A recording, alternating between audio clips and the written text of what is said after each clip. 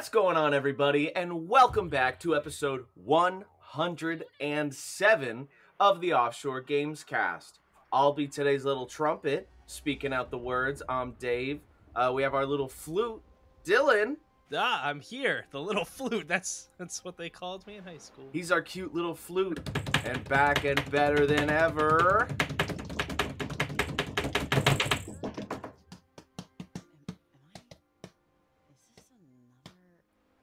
It's me. It's Lile the drums. I am the drums. I'm the beat of this podcast, apparently. So, I'm back. We're back. The rhythm is back. Everything is back to where it belongs. And Lyle's been busy. Yeah, I'm now version 3.0. I have been upgraded. I have been upgraded for the second time, so... How does it feel? Good. Surprisingly good at this point. Do you feel better, faster, stronger? I mean, there's still, like, some healing going on, so I'm not entirely sure yet, but it's at least better than the last times. So I am very, very happy with how everything is going. Do you feel ultimately that they had the technology to make you better than you were? No. No.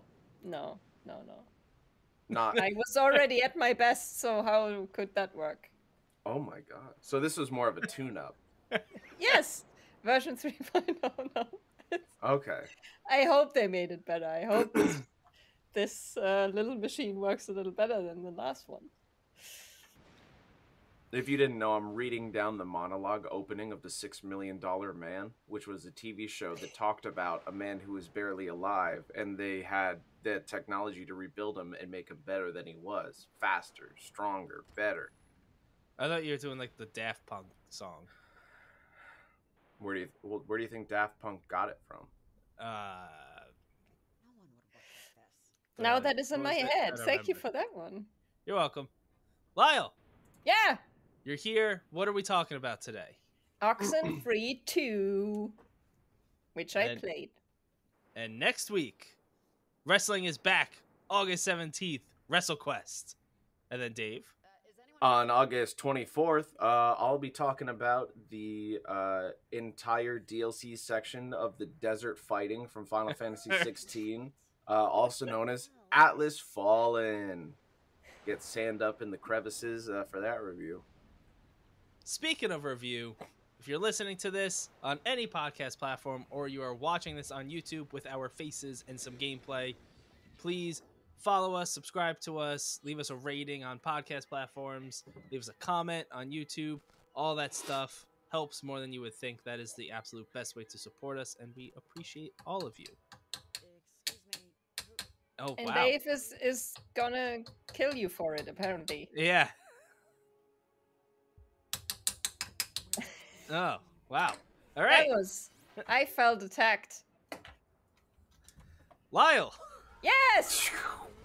Oh, God. Let's hear about this now game. that I'm back, like, the whole chaos is back with me as well. I feel like it's... the last episode I was here, it was super chaotic, and we are starting with the super chaotic one. It's on brand. I love it. It is very on brand. Thank you for this welcoming back. You should have seen how calm it was last time. Alrighty, then let's get into Oxenfree II. Some notes at the beginning. Developer is still Night School Studio, but the publisher is now Netflix Games. So they moved to Netflix. I think they are actually part of Netflix, from what I have read. Is this like going to be considered one of their first huge titles? I think Oxenfree is their first huge title. Okay. I don't think this is the first huge one, but the first made on a budget, I guess. I'm still waiting on that Stranger Things Telltale game. Yeah, well, we'll see if that ever comes out.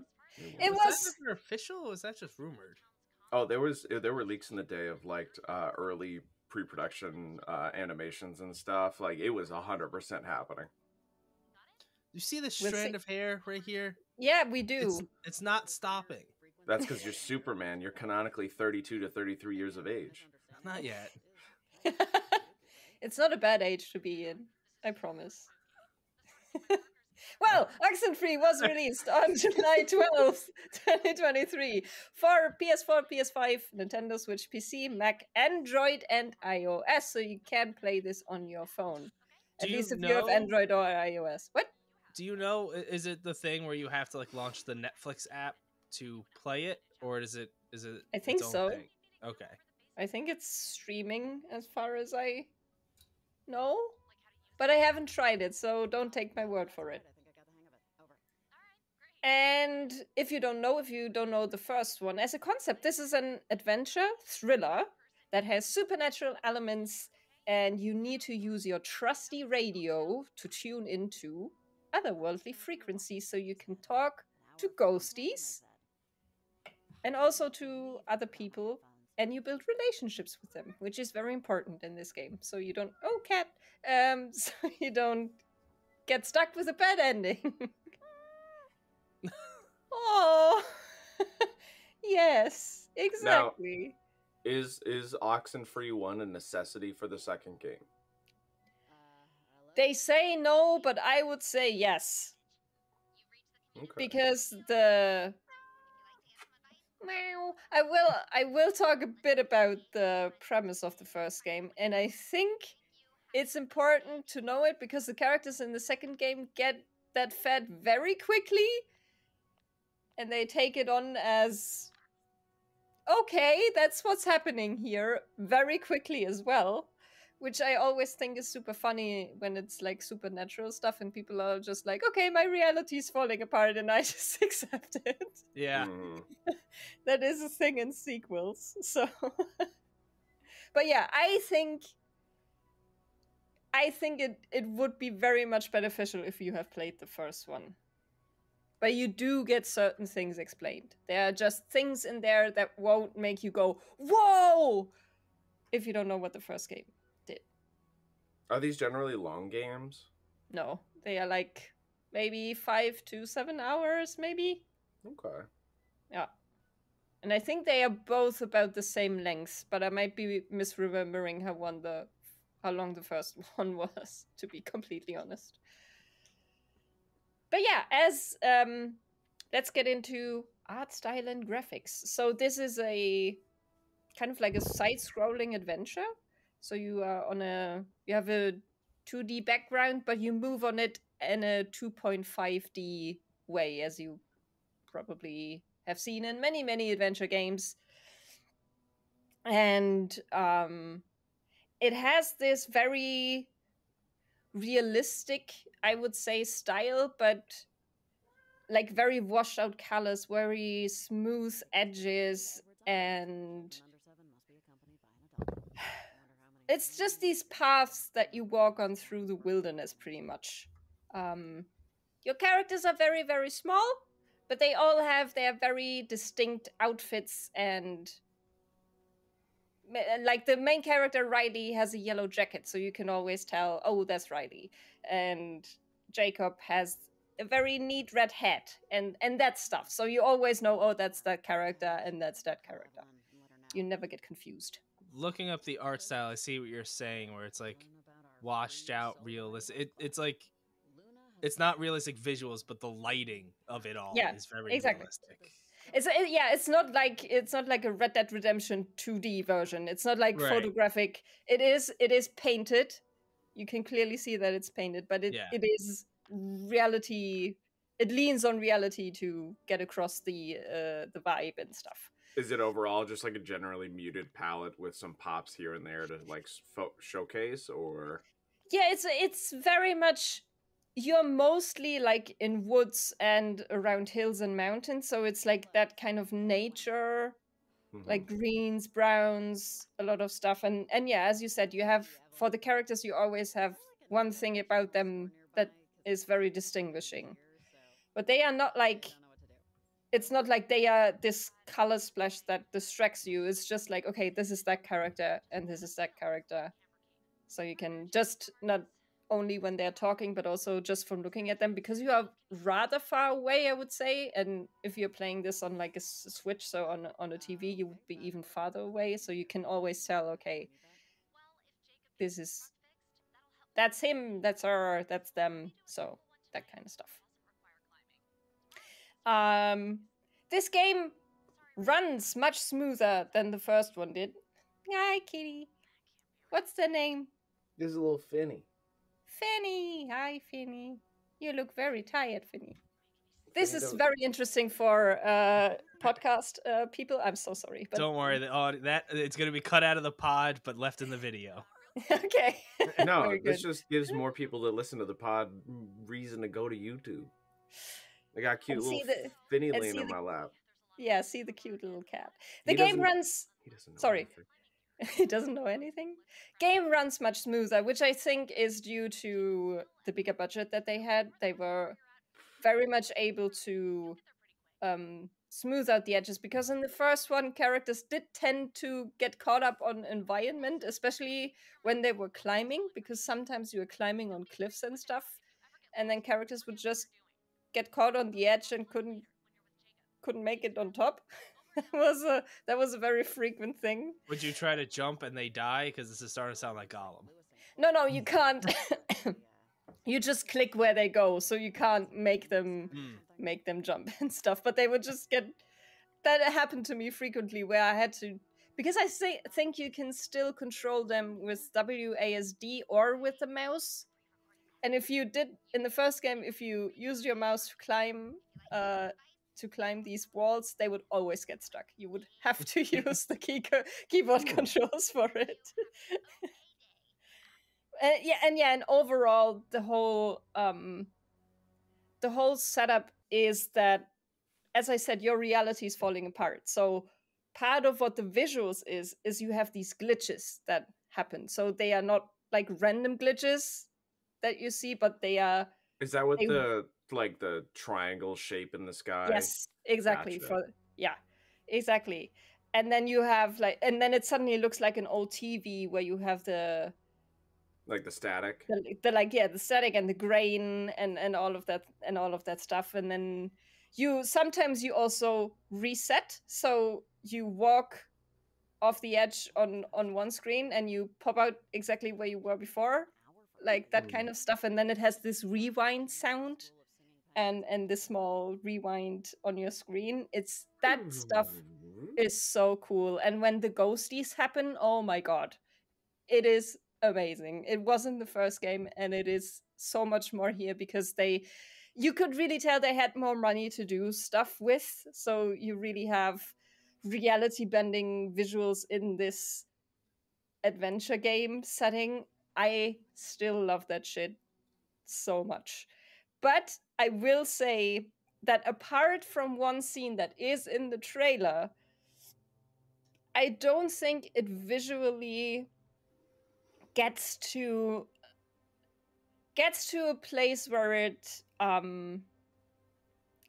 very better than the first game, so where it trumps the first game in any way. It's still very much the same vibe, which is totally fine. But yeah, I don't know. I think I expected them to go like a step further with it, which they only do in one scene. Yeah, I mean, yeah, it's been 7 years, so I could see expecting a bit more of an upgrade. Yeah, and I get that they wanted to keep this in the same universe, and they didn't want to get overboard with it either, and I understand that. And there are things that are visually more impressive than the first game. They do things with background stuff and with the rewind especially that weren't in the first game, but they feel like they could have. I don't know how to describe it. It just doesn't feel like as big of a jump as I would have expected, I think, from these years of development and all these delays that they had to. But it is very much a smoother experience than the first game was, definitely. That's important. It is, and And I picked up on that like immediately because the first game did have some issues with sound too, which is what we are gonna move on to next. Sound All and right. music. At least it works. Came out and it works in this year. Exactly. And I hate that that's the bar now. And I do the same thing where it's like it's working, so it's not too bad, but I hate that that's where we're at. But that is so sad. That's the state of gaming we're in. Yeah. Yep. But it is worth a mention for sure. Or give it a year now. A year, 6 months from now. You know, it's like I opened up the case, but at least there was a disc. Oh god, that would be so bad. They forgot to put the game in there. It's happened a few times. When I bought the Horizon Collector's Edition, if I bought the one where I'm spending more money and I don't get Finney doesn't even like this. He's out. Finney's just as upset. There's no fucking disc in a collector's edition, right? They made a collector's edition of Horizon without the disc? It was just like a digital code. That sucks. Yeah.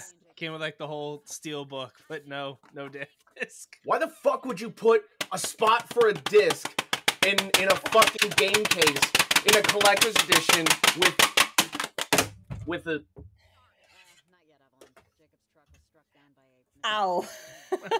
My ears. And you know what's gonna have the most disc of all games? Skull and Bones. It's like a six disc game. Oh.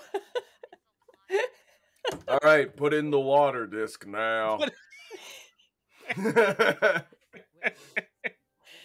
Unfortunately, it's probably true too. Put in the downgrade disc now.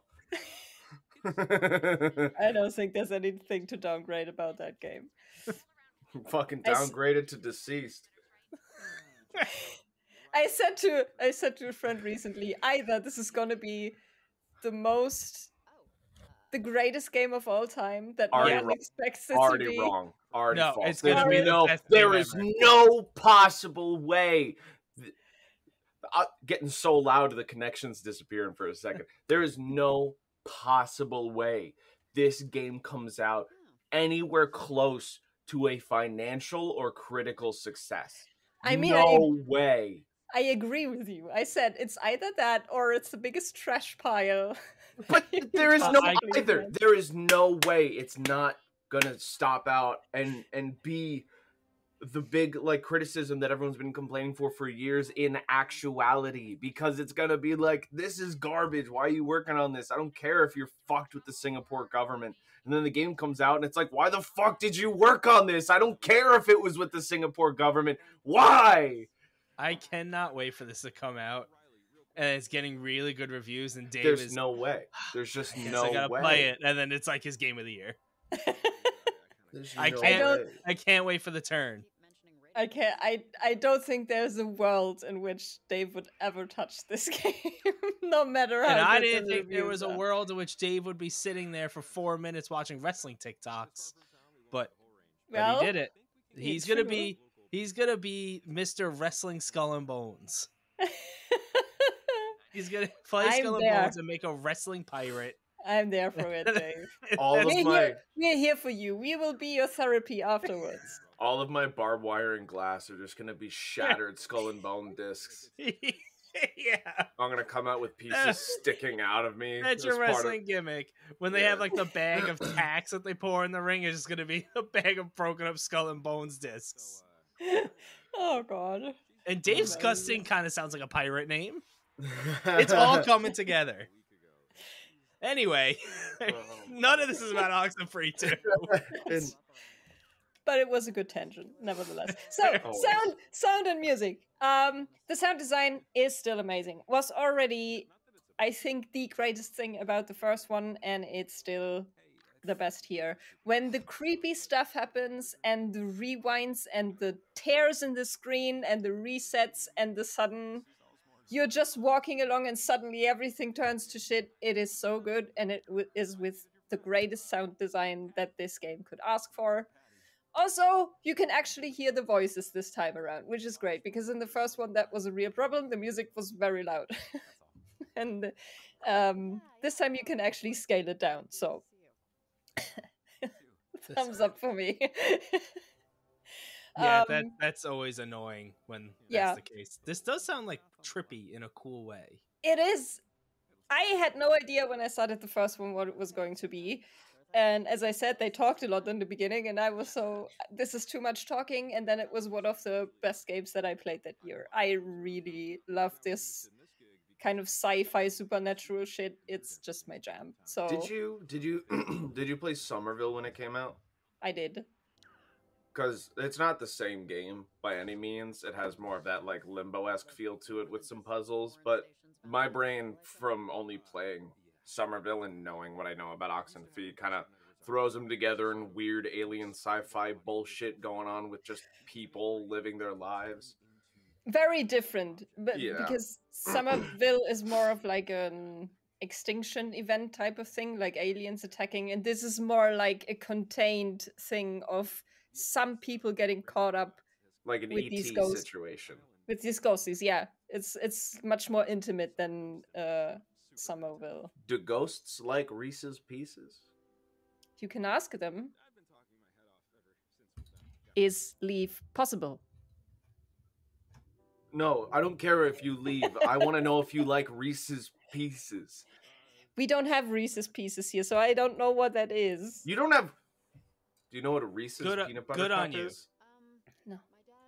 Wait, you don't know what a Reese's peanut butter cup is? I gotta move to Germany. Don't get me wrong, I also got to move to Germany because I'm not the biggest fan of these either. Do you know what an M&M is? Yes. Yeah, he's a rapper. Yeah. What? So, imagine, fuck, how do I describe a peanut butter cup? It's just chocolate with No, peanut butter but inside. it's the shape too. What?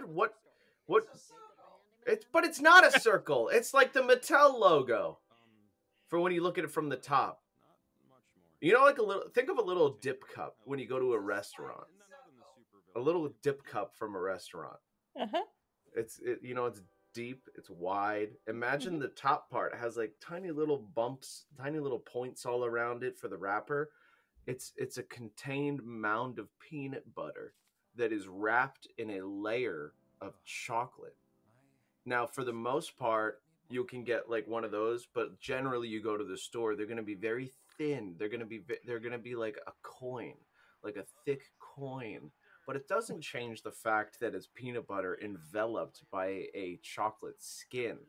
It's just I think we're just not that much into peanut butter here in I'm Germany. moving to Germany. That's fine. Regardless, I hate peanut butter. Regardless, Reese's We do Pieces, caramel really well. Great, that's excellent. Reese's Pieces, PC Richard and Sons are little M&M like, structures. And inside, because the M&M itself, the outer shell is a mixture of sometimes chocolate, but mainly sugar. Something along the Reese's Pieces line has more sugar and chocolate, but the entire center core is going to be that peanut butter. Now, you're completely changing the form factor in this, and I don't know if that's the reasoning as to why behind you had more to work with when you were trying to learn Alien from your shed.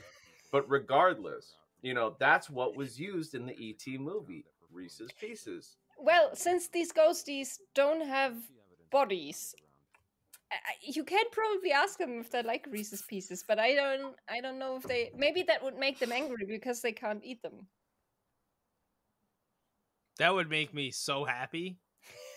If I was a ghost and I died, I don't think I would just generally forget what like human generosity was, and I don't think I'd be like an asshole if someone handed me some like, oh, well, these ghosties are pretty assholerish, so all right, so you came that's... across a specific group. I'm just saying, if I were to turn into a ghost, and I don't even like Reese's Pieces, but if someone were to hand, I'd be like, look, I understand, I appreciate the gesture. I'm a ghost.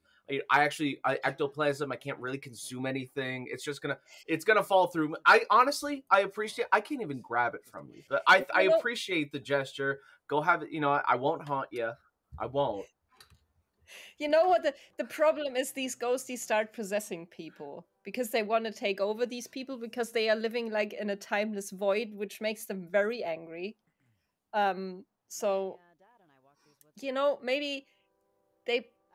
I don't know if they would appreciate it, but I definitely would. If I ever turned into a ghost and you came to me asking for Reese's Pieces, I would be like, "That's Dave, and he's great." Yeah, I'll give you some Reese's Pieces. I if you're a feel like ghost. if you're a ghost in this situation and someone's offering you something like that, it's just gonna push you even more to be like, I gotta possess someone so I could get this candy. Yeah, that's. I think that's how the ghosties in this would react. No, because you're falling into a sea of variables again. Because what if you find the one ghost like me who's not the biggest fan of Reese's Pieces? I don't know. Anyway, End that conversation. end that conversation. But yeah, the when they are possessed, they go into this. They get the red eyes, and they get the double voice stuff, and it's so cool, especially if you're wearing headphones. Pieces. Ow. That's the sound design. I think was my definite highlight from this game. Absolutely. The music I was a little less impressed with, but this is, you have to keep in mind that I played the first one and I'm comparing a lot of this to the first game. And just comparatively, I think the music is a bit more boring. Also because they reuse a lot of the themes from the first one and they made them into more boring versions of them, which I thought was a little sad. It's still very atmospheric music, still sets the tone perfectly. When the ghosties are there, or even when you're just walking in the woods, it's so serene, so calm then, and just with like this hint of mystery always going along. And the music is still very good. I just think none of it. If I listen to the music of Oxenfree 1, if I listen to the soundtrack, I know exactly where I was when that music played, and I didn't have that as much with this one. It feels like the music stood a little more into the background, and that made me a little sad because I really liked the music of the first game. And speaking of walking around, that's pretty much the most thing you will do. You click where you want your characters to go, and while they are walking, they are talking. So this is a very, very talk heavy game. It is extremely well voice acted. I think even more so than the first one. Is it like all voice acted, or does it do the Yes. thing where okay? There's just the collectible. You can find letters that those are not voice acted. So, but everything else, everything the characters are saying is completely voice acted. And you make choices of what you play Riley, so you make the choices for her, what she says to other characters, and like in the first game, that has influence over how much the characters like you. So and depending on that, you can get different endings, and every character has their own little ending that you see at the end. You see where everyone ended up, and yeah, that's mostly what it is. What I was a little disappointed with in that regard, in the first game, you had a whole bunch of people with you. You played a bunch of teenagers on an island, and you could sometimes decide, oh, I want this character to go with me, or I'll be nice to that character, but that pisses the other one off. You have none of that in that game because you only walk around with one dude the entire game. And that I felt was a little bit disappointing because I wanted a little bit more. Because in the end, I just was pretty much friendly with everyone. and I couldn't do that in the first game, and I didn't hate that it was that way. So I don't know. I missed that. So interacting with more, you do get to meet other characters, but you were mostly just with that one dude. What's the focal point of this game? Is it plot, narration? It obviously doesn't seem to be character interaction. Like, compared to the first one, where's the shift into what they obviously were putting their like main resources towards? It is still, I think, the interaction between the characters, which was also the most important thing in the first game. It's very character driven, and you find out about your own character and what they have been going through, what they will be going through, because there are also sequences that blend into the future of your character, because time is weird on this island now. And that is so forming Riley, making her like the version you want her to be, and the relationships that she has with the different characters that you can meet. I think that is the most important part of the game. Okay. Yes. And then you have your radio, which is super important. That's your main gadget. You actually have two radios in the second one. One is just for interacting with other characters, so you can there are missable characters actually on the radio that you can talk to every once in a while. And then you have your other just standard. So one is a walkie-talkie and the other one is a radio. I think that's okay. A less confusing way to put it. And one is just a standard radio that you need to communicate with ghosties, to close gates to other worlds. And sometimes you also need to open locks with it. So if there are certain radio locks that you need your radio for to open them. And then there's also a mechanic. I have no idea how to explain this.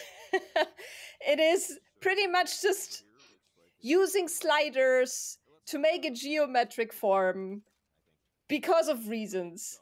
And that is the one other big gameplay part in this game. It makes no sense if I say it like this. I'm confused. Yes. In order to close the points where the ghosties can come through. Okay, closing the portal. Yeah, you're closing a portal, and for that you need a machine, and that machine needs to make a geometric form. I don't know why. It just is that way. And you do that by adjusting sliders. Yeah, you have 4 sliders, and with that you need to make a geometric form. And put it in the right position. It's very fiddly. I didn't like that one too much, I have to say. Yeah. I know it doesn't make sense. It didn't really make sense in the game either, I promise. It doesn't make logical sense. No. I understand what you're saying. I think in the first game it worked a bit differently, and it made more sense in my opinion, but it's okay. We're just gonna take it. And as I said, you can also find collectibles. So you have these side-scrolling environments, and then every once in a while you will find like a slow blinking light. And if you go there, you will find a letter, and that letter explains a bit more of the background of what's happening, essentially. So, are they from the ghosts, like from when they were alive? No, they are mostly from one, I don't remember, from one person that was already in the first one who initially understood who these ghosties were, and she wrote a lot of these letters and got backstory on the people who, so the ghosties, who they were when they were alive, and how she found out about it and stuff. Can you be really mean? Like, yes. Do it to Dylan right now. No.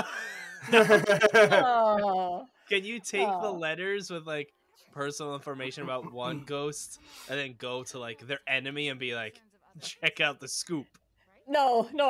You can't do that. You can just be What kind of mean to. simulation is this? You don't really Gossip talk simulator. to. You don't really talk to the ghosties as much. You talk at them. Pretty kind of. They're not on the same level as you. They can't eat Reese's Pieces like you can. But no, you can't use these letters in any way. They are just collectibles and just background for your own fun, I guess. But you can be really, really mean to, especially Jacob, who's Screw you, Jacob. who's already struggling with his self-confidence. So you can just Oh, destroy good. him Yeah. entirely Nice. if you want to. Just like a quick walk by. Something muffin top. Yeah, pretty much.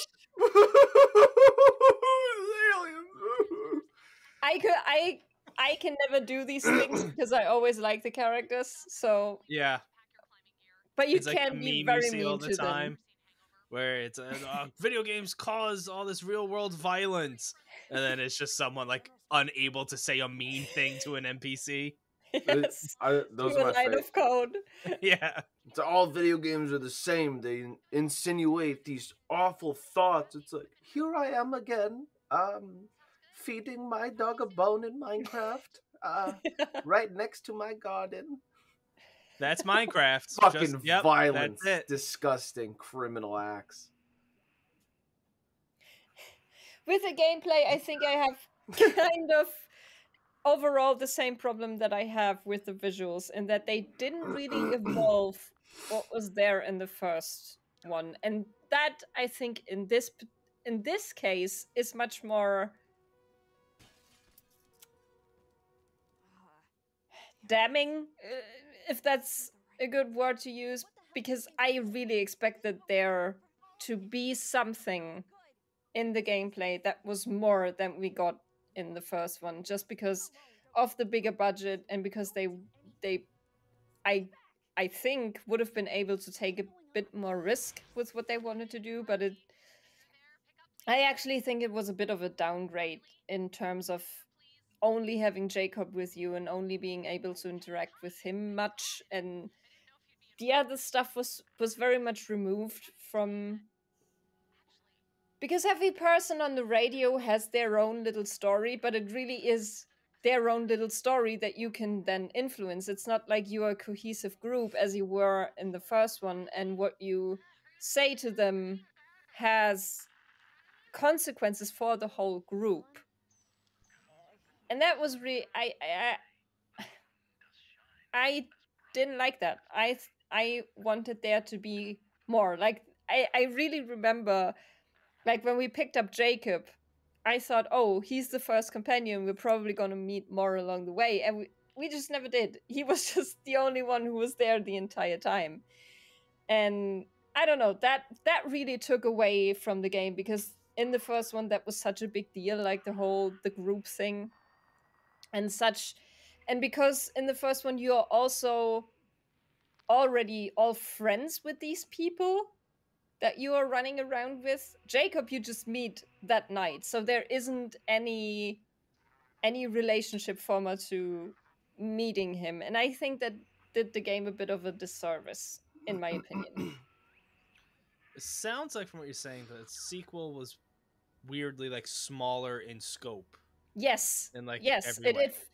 it felt more intimate in a way, and I don't think that necessarily has to be a bad thing, because when I talk, moving on to my last point, which is story and narrative design, Riley was such a good character. Her arc and what she goes through in the course of this night is so good. I really, really loved her as a character, but I missed the group feeling of really being like, I need to keep these people together. We all need to keep working towards the same goal, and I can't let anyone fall apart. And also being so scared for everyone to get possessed and stuff. It just wasn't the same. Mm-hmm. It just wasn't the same. And yeah, Riley as a character was really great. Jacob is also cool, but he's just one part of the equation that I wish would have been more. And your main antagonists here are a group of teenagers who are part of a cult called Parenthood. You don't really know what they do. You only hear like rumors and stuff that they once upon a time burned a lot of people. So Why are the teenagers called Parenthood?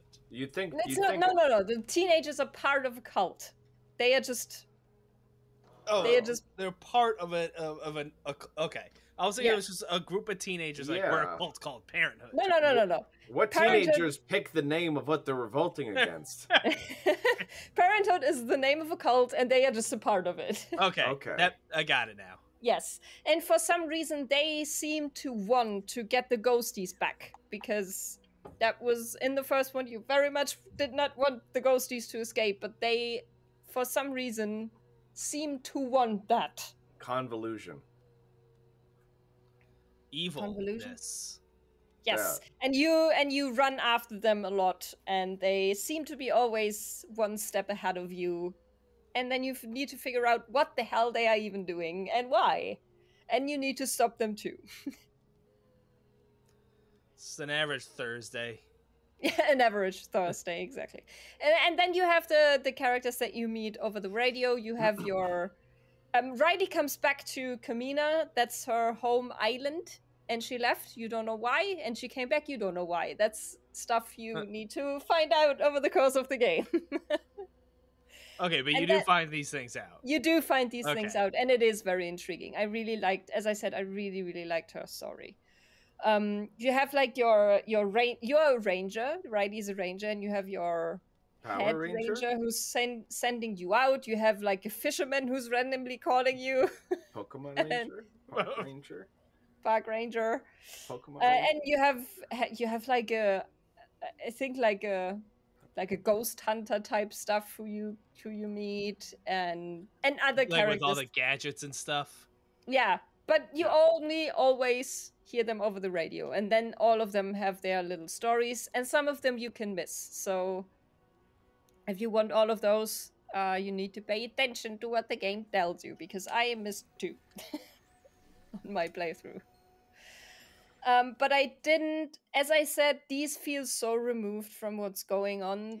They are just side stories, and it didn't feel like I was actually missing something of the game, of the main story, when I didn't have them. And maybe that's just my feeling, maybe that's not right, but it just felt like they were one thing, and what was going on was an entirely different thing that had nothing to do with them.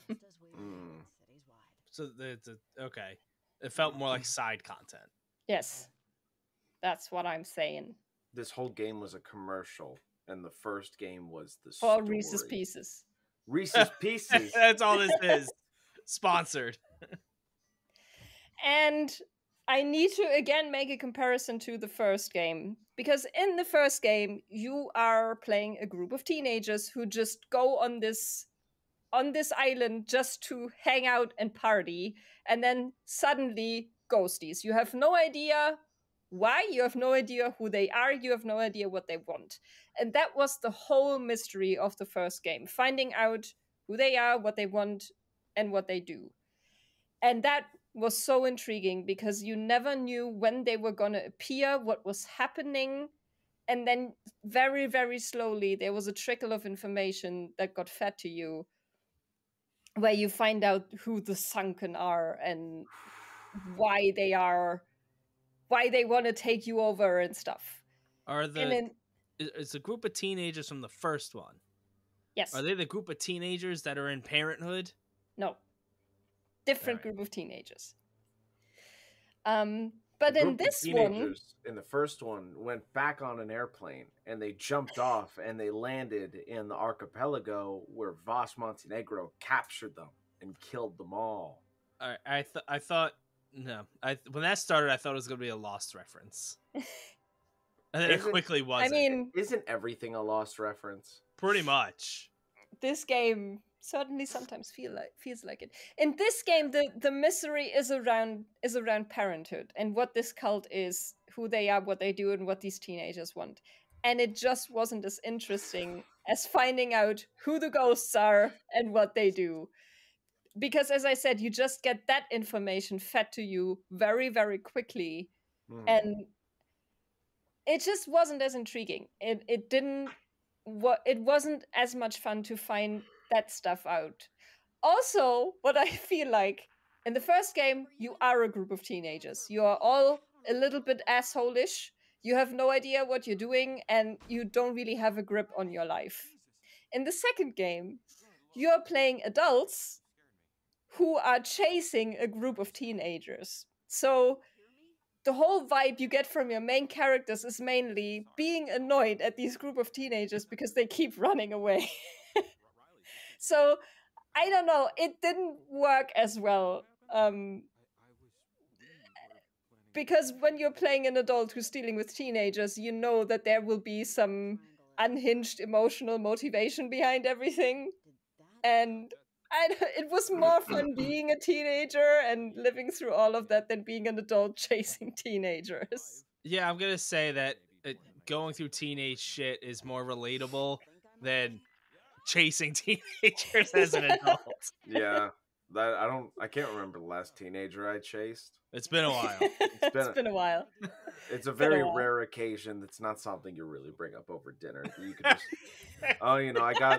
I brought in the newspaper, I fed the cat, mowed the lawn, chased, the local teens. But I think, Dylan, you said it right when you say that the scope of the second game seems to be scaled down instead of up. And I don't know why that was a choice. I think it's a bit weird. And that is why my score is a 6.5. I still think it's a very good game. I still think it's an above average game, definitely.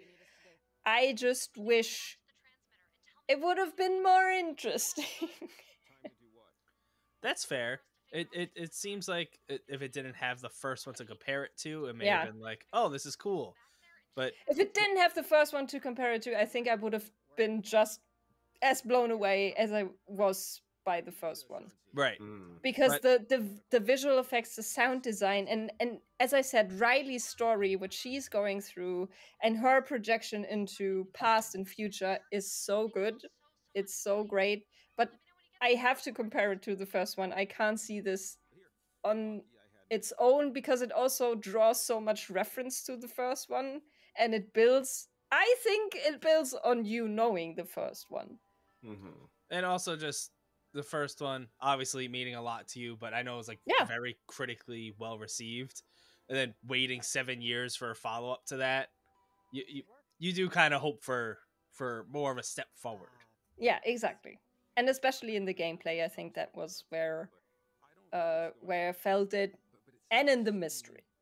I just wanted to know more about the Sunken. I thought maybe there was some like cool new revelation about them, but it just wasn't about the ghosties. It was about something else.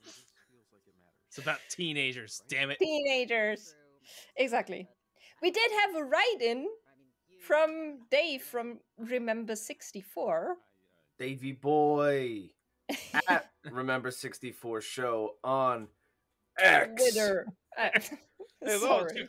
Look at that. X. X. He says, incredible game. Could be some of, if not the best dialogue and especially voice acting I've ever heard. One of my favorite games of the year for sure. All right, well, it's official. You and Dave have to fight. Boxing match. Dave off. Dave, I'm still hurting, so don't be too harsh on me. Yeah, she just had surgery. You're really gonna be mean to her, Dave? Exactly. But I really wonder, Dave, if you listen to this. Did you play the first one? I'm really curious. Now let's give him a pause so he can answer. But But I would really like to know because, as I said, I think if this had been my first experience with Oxenfree, I would have just liked it so much more. If I didn't have any comparison. And then also, as a fun fact, I think I said this in the beginning, Night School Studios is now working for Netflix, so this is technically not an indie game anymore. Yeah, no, that's actually not indie at all. Yeah. Does Oxenfree II set up for a third one? No. No. Did the It's first tied one set up. up for a second one? Not directly, but in a way, yes. It wasn't like it actually was kind of a cliffhanger ending. Now that, that I think about it, it was very much a no ending.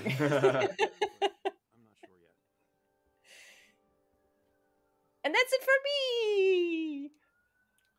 All Thank right. you for listening to me, guys. Lile's back and Liler than ever. Yes. More of Liler. me. Yes. There's no more of me. But it's so fun to be back. I was so looking forward to it. Good. And This, I'm glad I can sit as long as I can. At Big I'm gonna be chair, honest. Lyle. This review sold me as someone who really knew nothing about the Oxenfree games. This review sold me on Oxenfree 1. Yeah, same. Not the first one. It's so good. I really love it. I think the first one was on Game Pass. If I'm right. I don't remember. Maybe. I know for a fact it was definitely one of the free games at one point. So I have the first one and I want to play it. I have it downloaded. Did you just? Yep. Yeah, you were talking and she was like, "Shut up!" I just came back from another tab, so I got the end of it. It looked like you were just finishing an entire bucket of Reese's Pieces. I just spit on myself because I'm an idiot. We're stereotypical gamers. We're disgusting creatures of the night. of the basement. Mm-hmm. All right, we got some notable game releases. We have too many. Let's start off, Lyle. You get the first one. Yes, Stray Gods, the role-playing musical, is coming out August 10th for PlayStation 4, 5, Xbox Series, XS, Xbox One, PC, and Nintendo Switch, and I cannot wait. I want to be sung at. Please, Laura Bailey, sing at me. What is this? It's like, a musical game. It's a Telltale game as a musical. Boo! I have No, some you're not allowed. You're not allowed. No. I definitely have some interest in it. I will be talking about this on the podcast. You will not get around this. You will have to endure. Is it? Wait, do we have to do a musical episode? Oh God, no, please. We're gonna write a script and we'll have to sing and dance. Dude, I'm down. I'm so fucking down. That's lit as shit, right? You know what they did? What I think is absolutely amazing. They're bringing out 4 soundtracks.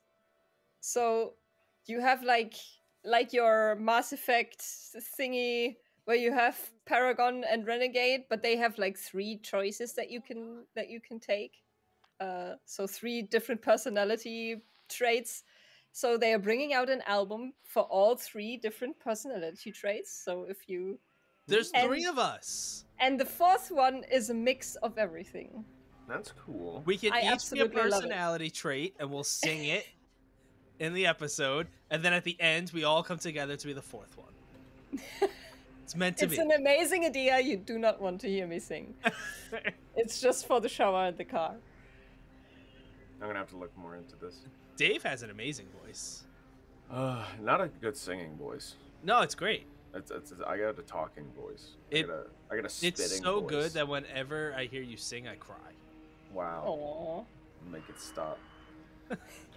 The next game I'll be talking about on the podcast, and that's going to be Atlas Fallen. Little sandy cheeks. Coming out the same day on August 10th, 2023 on the personal computer, PlayStation 5, Xbox Series X, and the Xbox Series S.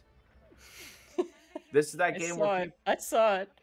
This is the game where the people like they slide around in the sand, and you doing more Devil May Cry action. It could be good. It could be all right. It could be Good. I want to take a good. step back for a second. Sandy Cheeks is the character in SpongeBob, right? Isn't that her last name? Conspiracy. Her last name is Sandy Cheek. Number 15, Sandy Cheek. I'm just realizing that that's just like is it because you get like sandy butt cheeks when you sit in the sand? Sandy Cheeks, bikini bottom. Is that what's going on here? Bikini bot. Oh my god, it's all. The show is nothing but innuendos. Yeah, I never really thought about it. SpongeBob. I think we talked about this before. Yeah, canonically, SpongeBob is a 32 to 33-year-old man. Well, that can't be true for the entire show. That show went on for years. Bart Simpson's been 10 for 30 years. Ash Ketchum's been 10 for 30 years. Fair. Dylan, what's coming out next? Moving Out 2 is coming on August 15th to PC, PS4, and 5, Xbox Series X and S, Xbox One, and the Switch. It's like you that do the next one too because you like that overcooked style game, but you're moving out, so you're picking up furniture. Isn't it and a little? it. It's like less stressful though, right? Because it's not like I think so. It's less stressful, but it's that it's that style of party. Yeah, it's just to have fun with your friends. I think it's just to find friends. Maybe that too. Could could use some. Are we not good enough? You are. Are you going to play Moving Out 2 with me? Sure, we'll wake up early in the morning. Yeah, I'm playing with. I can do a little later. Shit, you're living it up. Also, on August 15th is Wayfinder, which is kind of an MMO-looking-ish game. You play online with other people, but it's not an MMO. But it looks like it. Coming to PS4, PS5, and PC, so PlayStation console exclusive. I am interested in that strictly because of like the co-op part. That's you throw co-op on something, I'm immediately like, oh, give it me. And then on August 16th, we have the Cosmic Wheel of Sisterhood, which is coming out for Nintendo Switch and PC. This is just a visual novel with tarot cards, and I think it looks cool. Ooh, it does look cool, and I love tarot cards, so that's exciting. Also on August 16th, coming to PC is On Guard. Actually, I don't know if you guys have seen him. There's this YouTube channel that does, like, here's another 12 other Souls-like games you might not have heard of. And in his, like, genre of videos, this game popped up as, like, a demo. And it's basically, like, a fencing Souls game in a way where... Think of like Ghost of Tsushima. You're just surrounded by enemies and you do like one at a time, but it's like very Souls like with dodging and like parrying, hitting at the right time. The cool thing about this game though, from the video I saw, is it's very in-depth use of environmental stuff. So like you do like a Dukes of Hazzard like car hood hop over a table, and like you can kick barrels at people. There's a lot of like environmental stuff that you can make happen, put people up against walls for special moves and combos. So it's Sifu. Yeah, that's actually the thing I would have compared it to too. But it's like a very comic style and very humorous from what I don't think it's like hard. I don't know though. Maybe it is. I mean, it looks very cute and fun. Yeah, like you're kicking people into weapon racks. There's like some higher style enemies. You shoot cannons at them. Yeah, you can carry around like a lantern, throw it at I feel like it's, from what I've seen, it feels very Zorro inspired. Just with a female protagonist. But it looks like fun. Yeah, and I forgot about this game. Well, we've done it. I don't like anything that's happening right now. Is that a bird? Yeah. Sounds like a bird. It is a bird. Did I not know you had a bird? Did you not know we had a bird? It's what kind Indy's of bird. A parrotlet. Like a very small bluebird. This is new information. I am sorry. Right? I How didn't know dare there you was a not tell us bird. all details of your life? I love birds. They are very cute. A parrotlet? you said? Parrotlets are a group of the smallest cute. New World parrot species comprising several genera, namely Forpus, Nanopsitaka, and Tuit. They have stocky builds and short tails and are endemic to Middle and South America. They are very colorful. And they live long. Damn. How long? Yeah, this one's been around for a while. 15 to 20 years. Whoa. Yeah. That's about how much time I got left.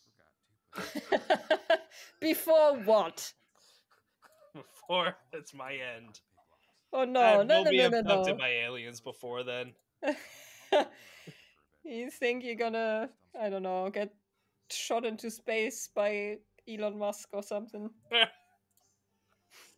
don't know. The U.S. government is all about aliens these days. Yeah. Oh, that's true. I heard. I believe there's definitely aliens. There's definitely aliens, man. There just is. I'm all aboard the alien train. Aliens.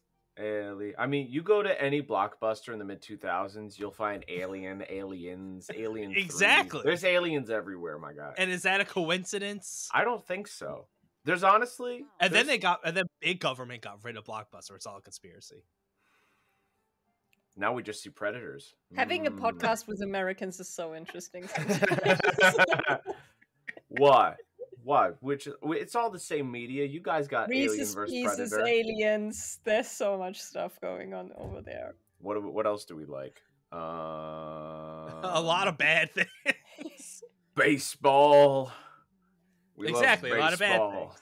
That's true. We have no idea what baseball is over It's here. In your boring. entire time playing the Yakuza series, you've probably put at least 10 hours into batting cages, so I don't want to hear it. Playing baseball is actually fun, but watching baseball is boring as shit. Baseball is great. Probably play. if you just watch the highlights, baseball is probably far more interesting. No, It's really so not. slow. It's not I slow, but like you look I at it. saw If, these if you people just like saw the highlights, it would tearing be birds bam, bam, bam, apart. bam. This team won. I don't want to see that. I don't want to fucking see that. You know what the Randy Johnson pitch where he throws it and a bird happened to be flying and he hit it? I think he did that twice. Didn't he do it That twice? poor bird. Yeah. It was meant to be. Think of where the ball and the bird had to be pixel perfect in that moment. There's no way it wasn't meant The to only thing that makes sense to me regarding that is Aliens. Yeah, Yeah. I knew. Yeah, That's- yeah. I'm How totally else can you involved. explain that? So is he an alien or the bird? The No, ball was. The aliens orchestrated it to happen. Oh, I see. Okay. With their weather balloons? Balloon Boy? But they're not. But no. The thing is now they're not from another planet. They're from Earth, but they're from another dimension. Oh, so Stargate. No, they were from another planet, actually. That's the latest hubbub.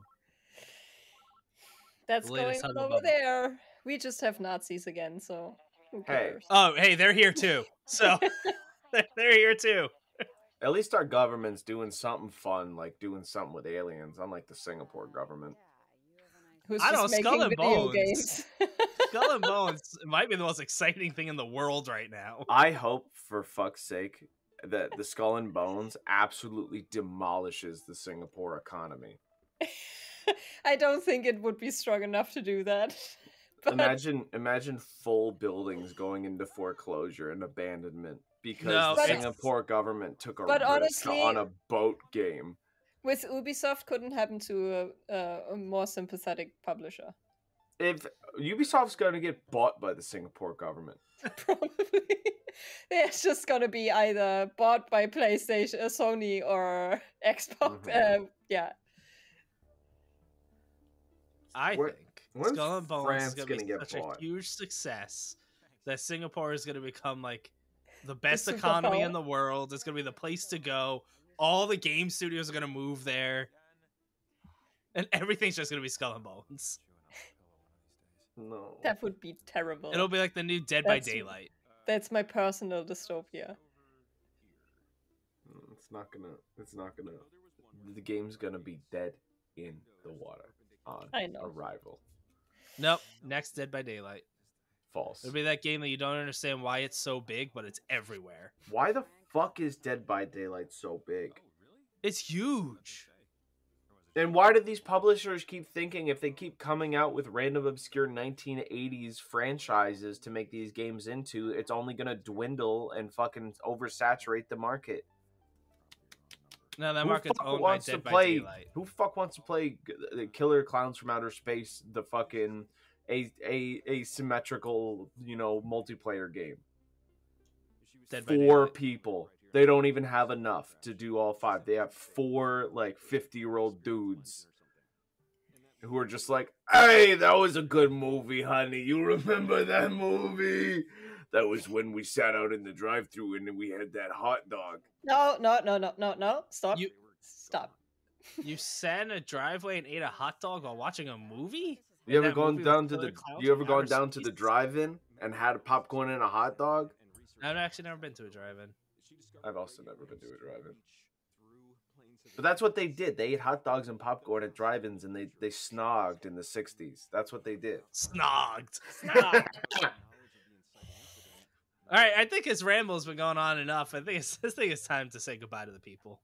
Bye. And Dave? Okay, I think Guy by this as much as any other enough sounding explanation. Just look, this one. She told me about ghosts, about people she cared I'm really itchy, honestly.